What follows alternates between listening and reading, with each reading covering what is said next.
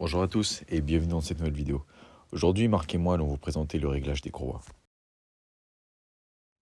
Avant de commencer, on va s'assurer que l'imprimante 3D est bien débranchée.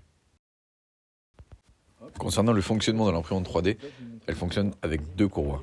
Une première située sur le dessus et une deuxième située sur le dessous.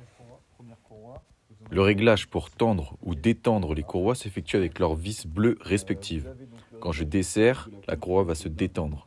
Et lorsque je serre, la courroie va se tendre. On remarque aussi deux roues qui pilotent le chariot extrudeur. Il faudra bien s'assurer que les vis soient serrées de la même manière.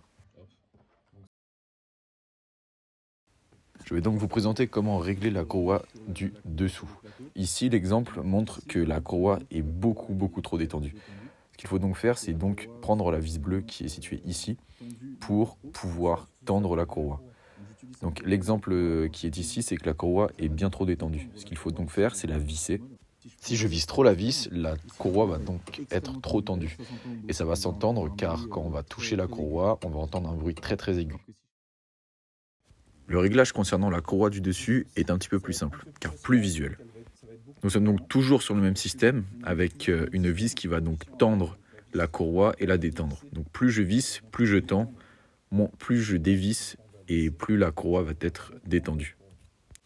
Donc toujours dans l'optique de vous montrer les extrémums, ici la courroie va être bien trop détendue, ce qui fait que le chariot va sauter. Ça a même sauté, écoutez.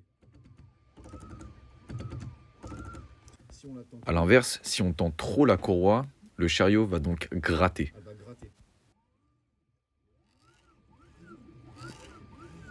Il faut donc se retrouver avec une courroie qui soit tendue mais pas trop, pour retrouver un mouvement qui soit fluide et homogène sur tout le long de la courroie. N'hésitez pas à répéter l'opération jusqu'à ce que le résultat soit satisfaisant. Là, comme on peut le voir, la courroie fait un bruit homogène tout le long du chemin. Donc en résumé, les courroies doivent être tendues mais pas trop. Tout est une question de dosage. Si la courroie du dessus tend à sauter, cela signifie qu'il faudra tendre la courroie. Et à l'inverse, si elle tend à gratter, il faudra donc desserrer la courroie.